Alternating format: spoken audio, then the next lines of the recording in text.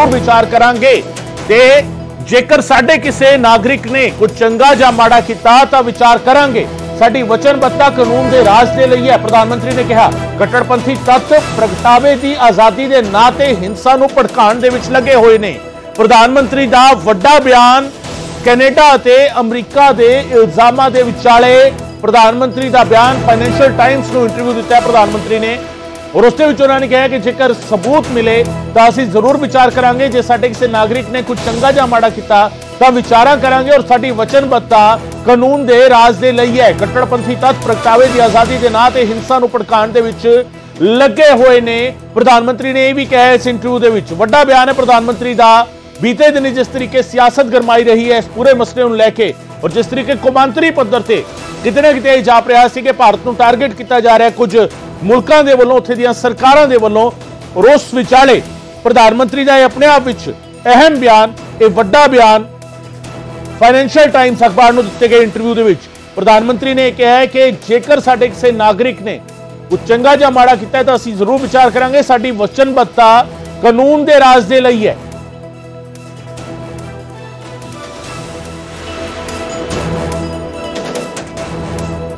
तो financial times नाम के अखबार को दिए गए इंटरव्यू के प्रधानमंत्री ने बयान दिता है।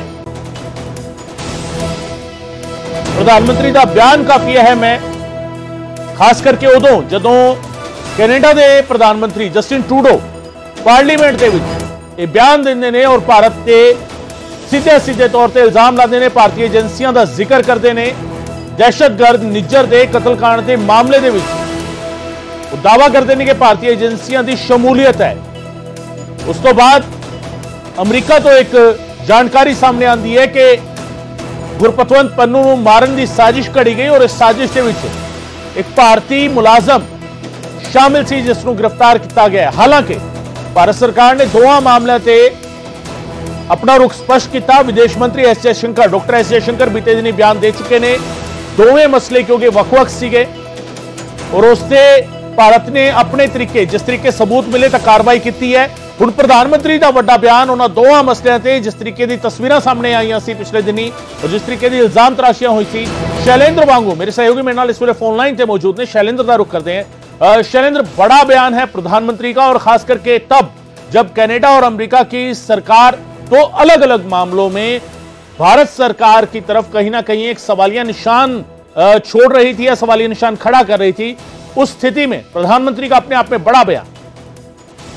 बिल्कुल, ये पहला बयान है प्रधानमंत्री मोदी का जहां पर उन्होंने एक अखबार को दिए इंटरव्यू में ये बात साफ की है कि अगर कोई ऐसा मामला सामने आता है तो वो भारत सरकार उस पर जरूर उन तमाम सबूतों पर उन तमाम इनपुट्स पर एक्शन लेगी। और वहीं साथ साथ उन्होंने ये इस बात पर भी जोर दिया कि इसका असर जो है वो भारत और अमेरिका के संबंधों पर बिल्कुल नहीं होगा, डिटेल इससे नहीं होगा। ये संबंध बहुत मजबूत है। और उन्होंने साथ ही ये भी कहा है कि अगर कोई हमें इंफॉर्मेशन देता है और हमारे अगर किसी सिटीजन का, क्योंकि इसमें एक सिटीजन का नाम आ रहा था सामने, उस पर आरोप लगाए गए थे, तो उसमें अगर सामने आता है तो उस पर हम जरूर इस पे जांच करेंगे और हमारी जो कमिटमेंट है वो रूल ऑफ लॉ के लिए, यानी कि एक बड़ा स्टेटमेंट प्रधानमंत्री मोदी की तरफ से जो तमाम आरोप लगाए गए थे अमेरिका की तरफ से उसको लेकर एक बड़ा स्टेटमेंट है कि एक तरफ भारत इस पर कदम भी उठाएगा, इसकी जांच भी कराएगा, लेकिन साथ ही साथ इसका असर जो है वो भारत और अमेरिका के संबंधों पर बिल्कुल नहीं पड़ेगा। ये अपने आप में बहुत बड़ा बयान कहीं ना कहीं होता है शैलेंद्र, खास करके तब जब भारतीय विदेश मंत्री डॉक्टर एस जयशंकर भी इस तरह के मामलों में, क्योंकि अमेरिका ने जब गुरपतवंत पन्नू के कत्ल की साजिश की बात की तो अमेरिका की तरफ से कुछ सबूत दिए गए या कुछ रिपोर्ट्स दी गई जिस पर भारत ने भी जांच कमेटी बनाई। लेकिन कनाडा के प्रधानमंत्री सिर्फ बयान देते रहे और भारत सरकार उनसे लगातार कहती रही है कि आप कुछ सबूत दीजिए, आप कोई रिपोर्ट दीजिए, आप कुछ दस्तावेज दीजिए। तो उनकी तरफ से ऐसा कोई भी दस्तावेज या रिपोर्ट या सबूत भारत को दिया गया, इसकी जानकारी अब तक सामने नहीं आई। और ऐसे में प्रधानमंत्री का यह बयान कहीं ना कहीं एक सीधा सीधा इशारा है कि अगर आप कुछ सबूत देंगे तो हम एक्शन लेने के लिए तैयार हैं, और अगर आप सिर्फ बयानबाजी करेंगे तो उस पर एक्शन नहीं होगा। शैलेंद्र, बिल्कुल बिल्कुल, देखिए अमेरिका और कनाडा दोनों के अलग अलग मामलों में, एक तरफ निज्जर की हत्या को लेकर और दूसरी तरफ गुरपतवंत सिंह पन्नू की हत्या की साजिश को लेकर आरोप लगाए गए हैं। हालांकि इसको लेकर भारत साफ कर चुका है कि कनाडा ने अब तक सबूत नहीं दिए हैं, सिर्फ उनके प्रधानमंत्री ने संसद में खड़े होकर भारत पर आरोप लगाए हैं। और वहीं साथ ही साथ अमेरिका की तरफ से जो सबूत साझा किए गए हैं उसको लेकर कमेटी का गठन भी किया गया। वो कमेटी इन तमाम पहलुओं की, तमाम इनपुट्स की और सबूतों की जांच कर रही है, जिसके बाद जब रिपोर्ट कमेटी देती है उसकी जांच के आधार पर भारत कार्रवाई करेगा। और भारत ने यह भी साफ किया है कई बार कि भारत की ये पॉलिसी नहीं रही है कि वो विदेश में जाकर इस तरह के हर एक्शन करे। ये भारत की पॉलिसी के खिलाफ है। और वहीं साथ ही साथ जहां तक संबंधों की बात है तो भारत और अमेरिका के संबंध घनिष्ठ रहे हैं और कहीं ना कहीं कनाडा के प्रधानमंत्री की तरफ से जो बयान दिया गया उससे कहीं ना कहीं भारत और कनाडा के संबंधों में खटास जरूर आई है। लेकिन हमने ये भी देखा है कि पिछले कुछ दिनों में कुछ चीजों में भारत ने नरमी भी दिखाई है। जो वीजा प्रोसेस को रिस्टोर किया गया कैनेडियन नेशनल्स के लिए, लेकिन वहीं अभी भी भारत लगातार ये कह रहा है कि अगर कनाडा सबूत देता है निज्जर की हत्या के मामले को लेकर तो भारत उस पर कदम जरूर उठाएगा, जैसे कि उसने अमेरिका के मामले में उठाए हैं। बिल्कुल, बहुत शुक्रिया शैलेंद्र इस तमाम जानकारी के लिए। शैलेंद्र बागू मेरे सहयोगी जानकारी दे रहे सन। और अपने आप ही अहम हो जाता है प्रधानमंत्री का वड्डा बयान, खास करके दो मुल्क और दो मुल्कों के हालांकि केसेस वखरे ने। एक पासे हरदीप निज्जर का कतलकांड है। हरदीप निज्जर जिहड़ा भारत की मोस्ट वांटेड लिस्ट में भी सी, टैररिस्ट सी, भारतीय सुरक्षा एजेंसियों के वालों उसनूं टैररिस्ट ऐलानिया जा चुका सी। उसके कतल का इल्जाम सिर्फ इल्जाम जस्टिन ट्रूडो भारत से लगाते रहे, संसद के खड़े होकर बयान देते रहे पर सबूत नहीं दिता।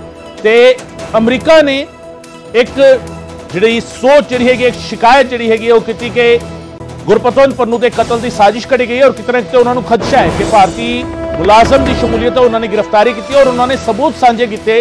तो फिर भारत ने भी स्पष्ट तौर पर जांच कमेटी बनाई और जांच जी है वो आरंभी जा चुकी है। और प्रधानमंत्री का यह बयान अपने आप ही अहम है कि कुछ घटनावां भारत और अमरीका के रिश्तों को डिरेल नहीं कर सकदियां। भारत और अमरीका के रिश्ते पहला वांग जिहड़े है वो मजबूत रहेंगे। ये प्रधानमंत्री का बयान अपने आप ही अहम हो जाता है अजिहे वक्त जदों इस मसले को लैके कौमांतरी पद्धर से भी चर्चा हो।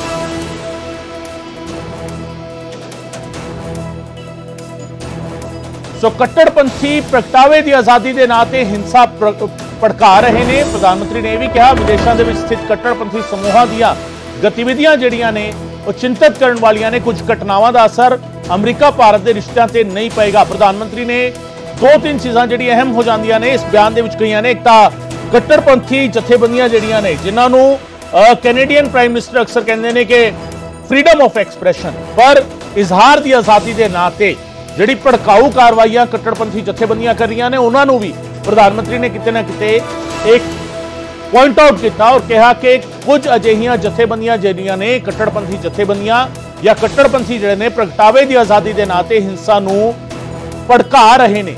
विदेश के विच स्थित कट्टरपंथी समूहों दी गतिविधियां चिंतित करने वालियां ने, वो परेशान करने वालियां ने, क्योंकि जिस तरीके एक तो सरगर्मियां चल रही ने और दूजे पासे उत्थे दियां सरकारां इसनूं फ्रीडम ऑफ एक्सप्रैशन कह के इसनूं टाल रही ने, तो वो अपने आप में काफी परेशान करने वाली स्थिति हैगी है। खास करके कैनेडा वर्गे मुल्क के मामले में जिक्र गल की जाए, जस्टिन ट्रूडो का जो रुख रहा है अजिहियां घटनावां नूं लैके वो अपने आप में एक बड़ा सवाल है कि की फ्रीडम ऑफ एक्सप्रैशन के नाम से किसी दूजे खुद मुख्तियार मुल्क के बारे कोई भी जथेबंदी कैनेडा दे विच इस तरीके के बयान दे सकती है। यह अपने आप में बड़ा सवाल है।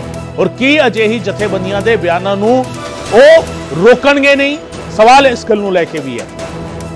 सो प्रधानमंत्री ने भी इस ते फिक्र जाहिर की है और नाल ये भी कहा कि कुछ घटनावां का असर अमरीका भारत के रिश्तों से नहीं पवेगा। भारत और अमरीका के रिश्ते कुछ घटनावां डिरेल नहीं कर सकदियां।